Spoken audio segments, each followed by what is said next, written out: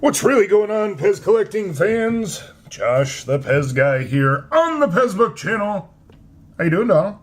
Do me a favor, leave me your questions, comments, concerns, any and everything down below.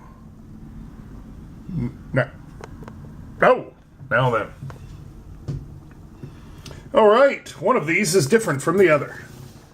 So we will cover that one up with the one that is different with the others. You see here at the top of the box, there is no printing up here. There is no warning.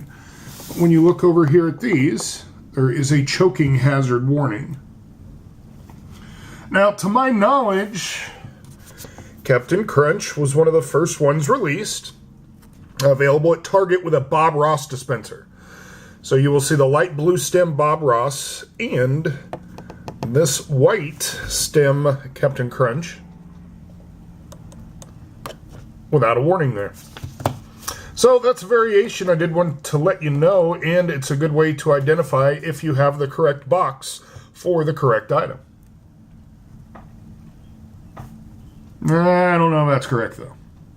So until next time.